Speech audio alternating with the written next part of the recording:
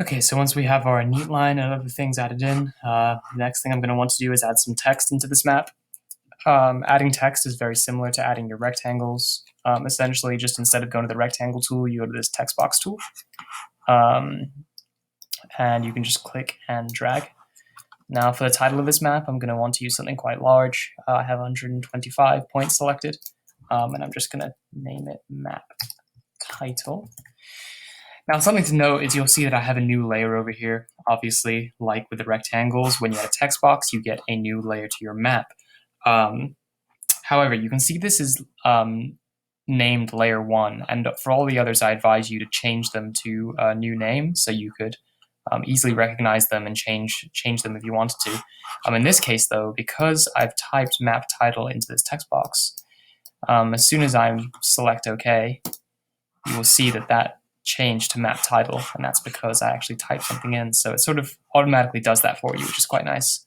Once you have it typed in, you can come up to this move tool over here, drag tool, and you can just move it to wherever you want the title to be. Cool. So there's my title in. Now let's say I wanted to put a title also on the legend. Again, I just do the exact same thing. Grab my text tool, slide a text box. I'm going to obviously want it a bit smaller for the legend, so I'm going to go down to 50 point. And I know we're never supposed to do this, but I'm going to put legend in the title just for purposes of demonstration. Again, you'll see down here, this is changed to legend title, and then I can click the drag tool and drag that into the position that I want, just like that. Very easy. And again, the text tool can be used for really any text on the entire map. So it's just as simple as going back to your background, just adding another layer of text like this. So let's say I want to add my source. Maybe I want my source in something like Arial. So I'm just going to type information source. Obviously, you would type your actual website or database that you got your information from. Make it a bit smaller, maybe push that down to 35 or something. Okay, drag the text box in, say I'm okay with that, and then maybe move that down to the bottom of the map. Another thing you might want to do is you might want to put your name. So again, just come into the background, make another text box, and I can just type my name in here, just like that. I change the font to what I was using before. Make it a tad bigger. And you can see that's very simple, just adding text to the map. And I think that might be the #1 sort of takeaway from this video series, is just how to add text, because I know that printing out text and getting the size right and scanning it in and pasting it on top of your map and scanning it in is difficult. So you can really just manipulate this in any way you want, and it's so much easier than printing it out and sticking it on, so on and so forth.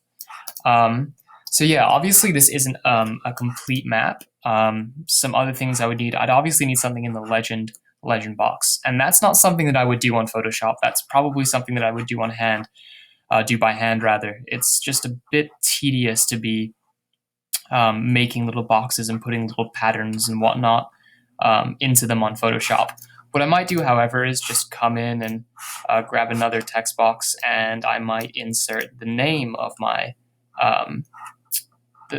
insert the text that I want in my legend using Photoshop. So say that this my map happened to be the information that I looked up was place of birth. So say I wanted to do inside the US.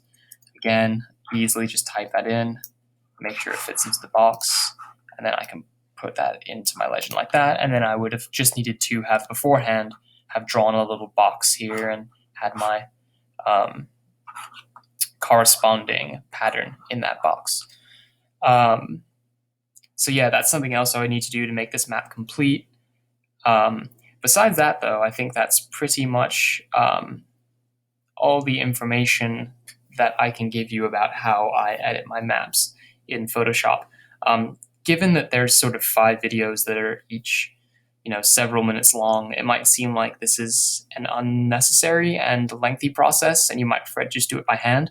But I can guarantee you, if you do this a couple times, you will get very quick at it, and it is a lot less tedious than doing absolutely everything by hand.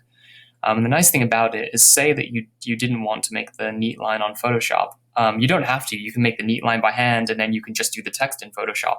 So it's really sort of up to your own discretion what you want to do with the information that's been presented in this video.